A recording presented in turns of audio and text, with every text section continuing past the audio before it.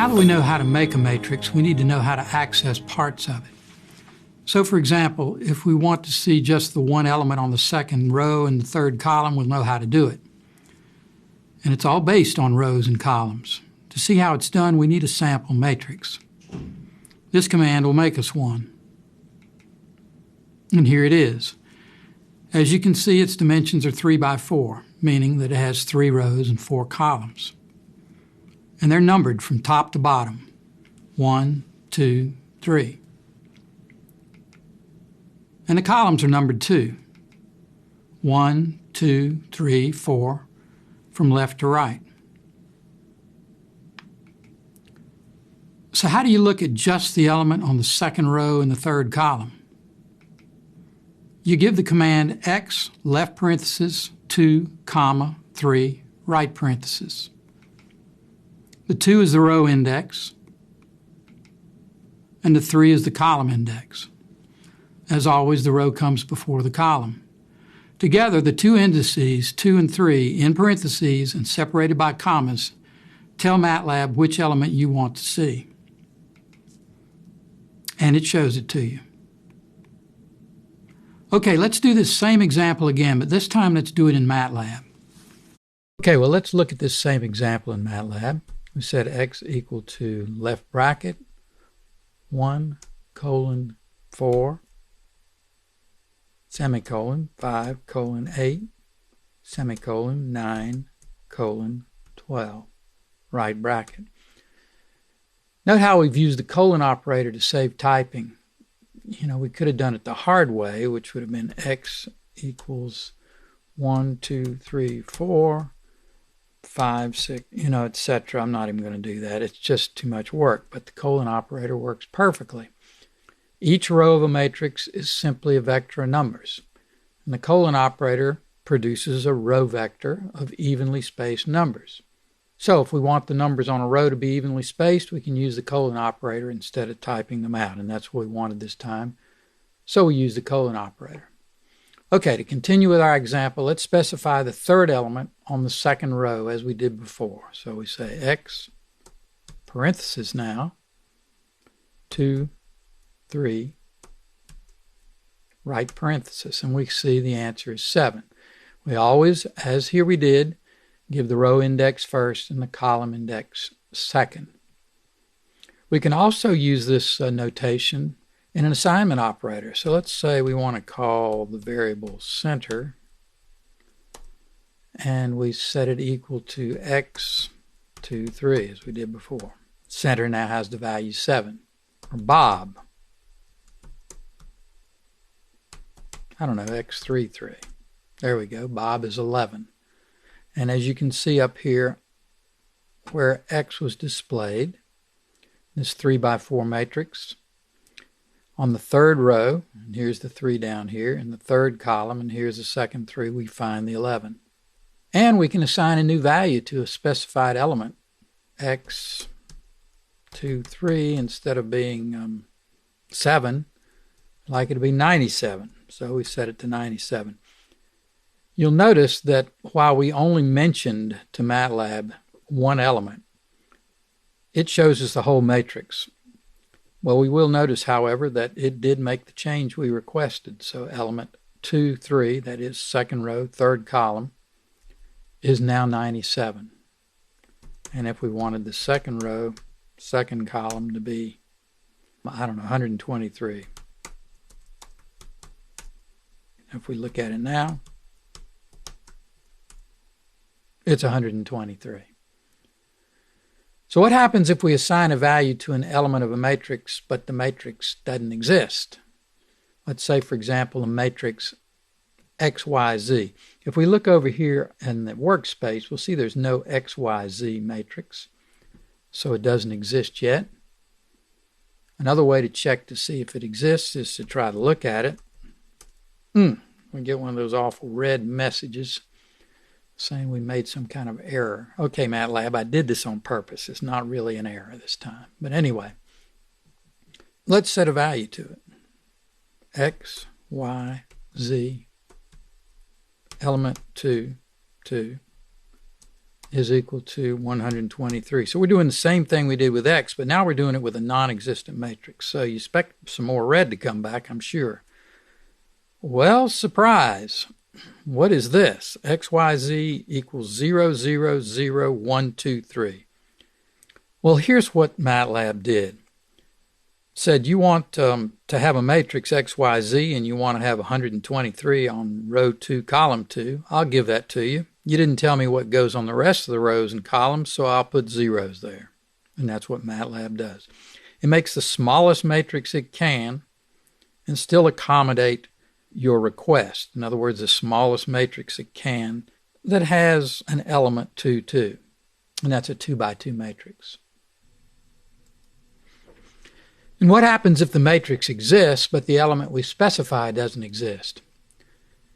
Let's try to peek at a non-existent element. Let's look at the element of the 3 by 4 matrix that's on the 4th row and the 5th column. That doesn't exist. Well, we get our hands slapped and we deserve it. But an assignment to a non-existing position like this is another thing entirely. Let's assign a value to element 4, 5, say 456. So what's this? Well, MATLAB has had to extend the size of the matrix from 3 by 4 to 4 by 5 to accommodate our request to put something at element 4, 5, the 456. There it is. It's right there. We didn't tell it what else to put on the 4th row, and we didn't tell it what else to put on the 5th column, so it puts zeros there. There's one pitfall we need to point out concerning the first element on the 1st row. Let's set that first element on the 1st row to the value 99. It's 1 right now. We'll change it to 99 there. So we see our matrix with the 99 replacing the 1. That works fine. You might be tempted to do this because we've talked about how X as a scalar is the same as a 1 by 1 matrix, and it kind of looks like the same meaning here, but it's not. It's entirely different. What we have just done is obliterated our entire matrix and replaced it with just the 1 by 1 scalar matrix, 99. Well, we know how to access or change individual matrix elements, but you know we can change multiple elements at a time using the so-called subarray operations. Let's see how that works. Let's come up with a little simpler matrix this time. Just 2 rows. One of my favorite matrices because it's so easy to type. 1, 2, 3, 4, 5, 6. Let's look at a subarray. I'm going to type X, 2, comma, then 1, 3. What I've done here is said that I'm interested in just the 2nd row, and I'm interested in the 1st and the 3rd columns. I want to see that. So MATLAB slices off that 2nd row, and it gives me the 1st and the 3rd element on the row, and there they are, 4, 6.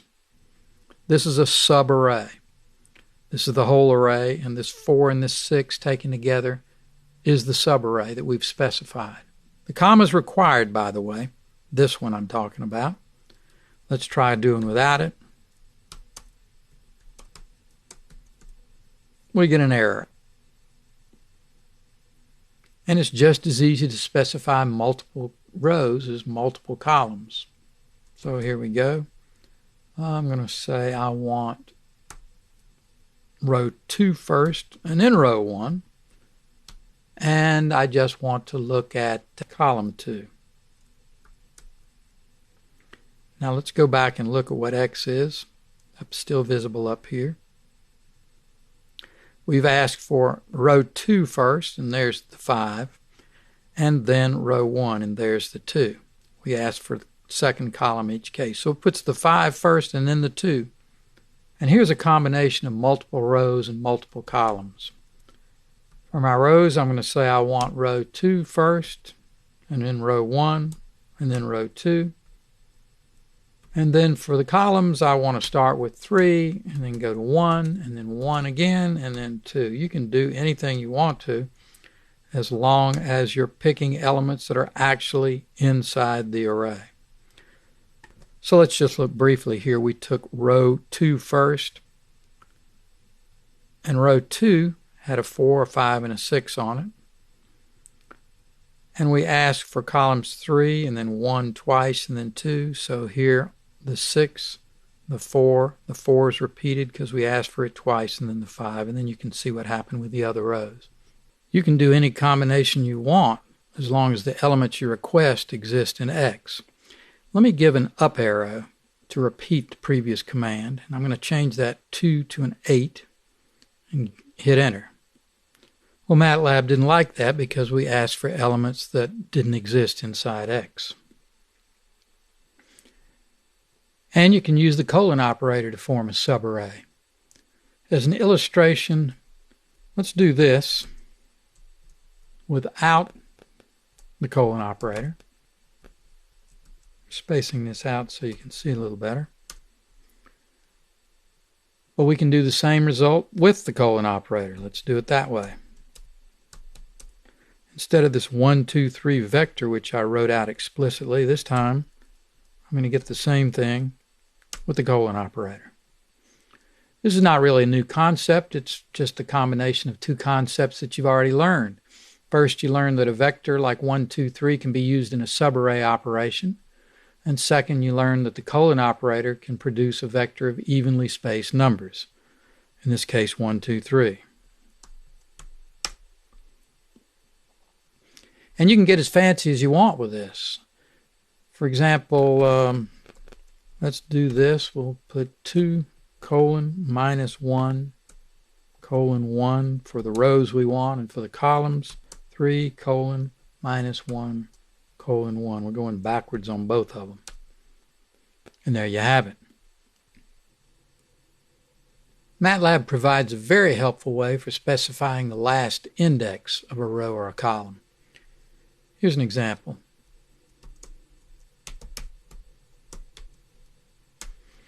As you might guess, the word end here means the last row index in the matrix X. And here's how you ask for the last column index. I'm sure you can guess. You just put end in the column position. End is an example of a keyword in MATLAB. The term keyword is a computer science term, and it's used for all programming languages.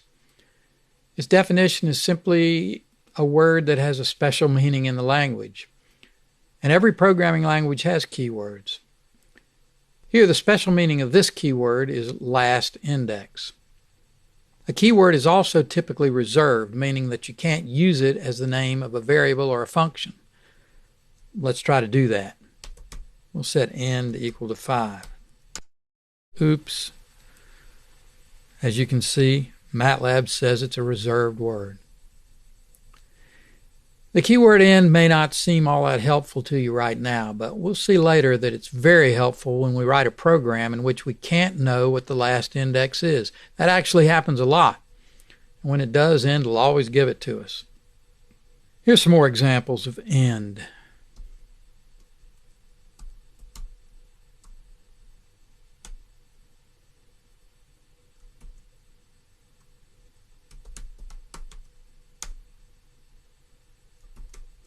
You can even do it in both positions.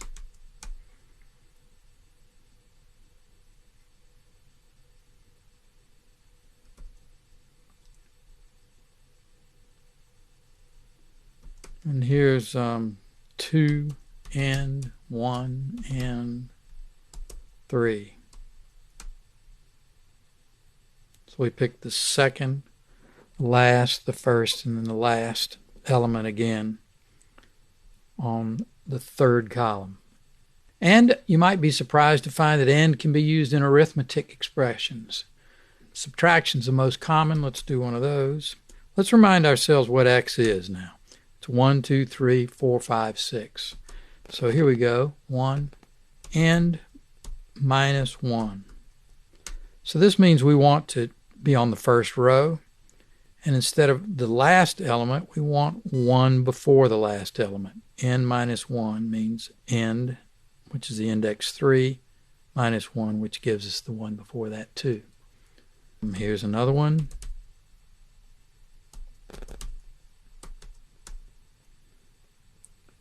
And finally, if you want the last two elements of the first row.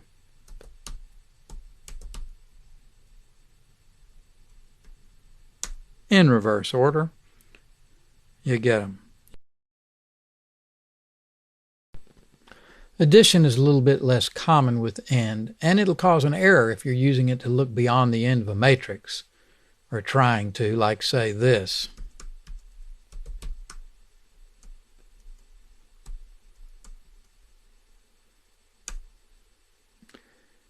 But it's perfectly legal in an assignment operation, like say this.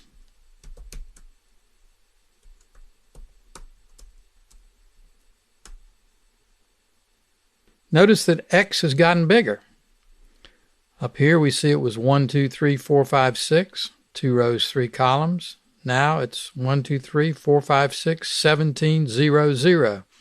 When we put AND plus 1, we said we wanted to put 17 on the third row. Well, there wasn't a third row, so MATLAB added one. We told it what to put in the first column. We didn't tell it what to put in the other two columns. So as usual, it guesses that we want zeros there. AND can also be used with the colon operator. Here's some examples of that.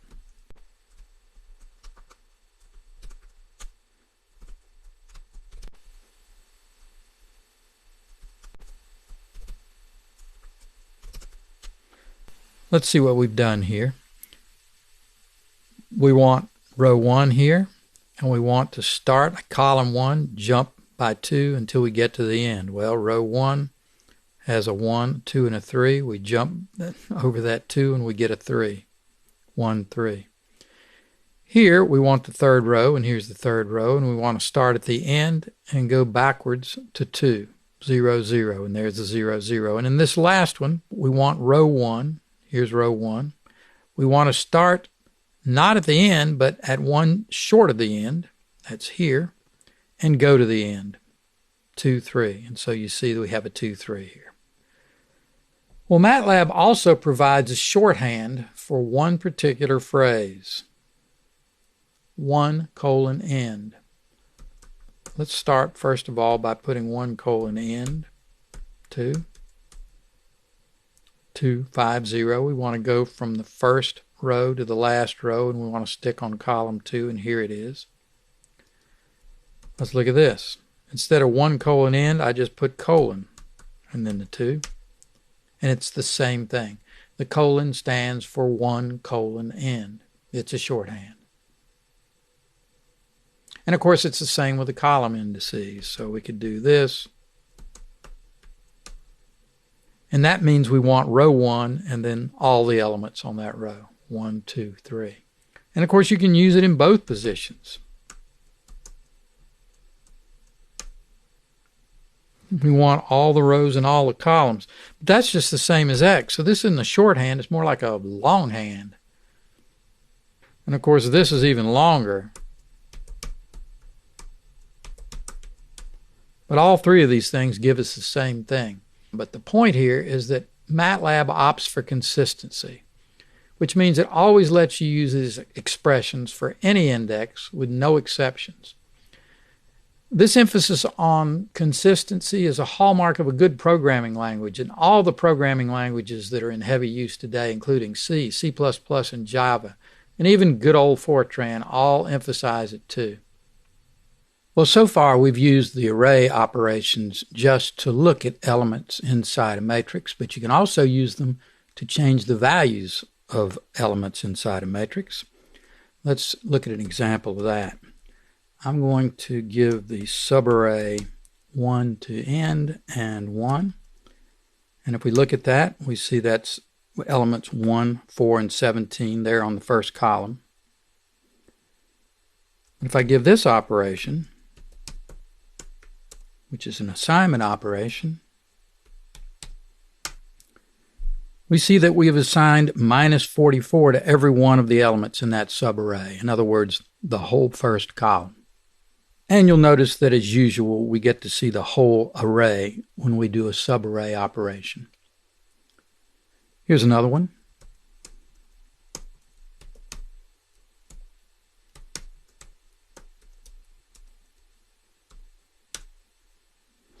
Now what we've done is told MATLAB that we're interested in all the rows and we're interested in columns 2 and 3. And we want to set all those elements each to the value of 9. Arrays can be on the right side too. Let me show you what I'm talking about with an example. I'm going to type the same left side that I just typed.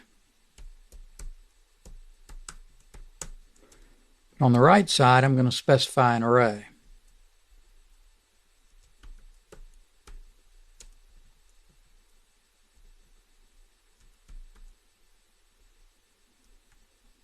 There, you can see what's happened. The array that I specified on the right side just fits exactly into the subarray that I specified on the left side, and so MATLAB has dutifully put it there. And the size on the right side has to match that on the left side. It's a rule. Let's try to violate that rule and see what happens. Here on the left side, I'm putting exactly the same thing that I did before. But on the right side, I'm giving just a row vector, and that's not the same shape. And MATLAB complains.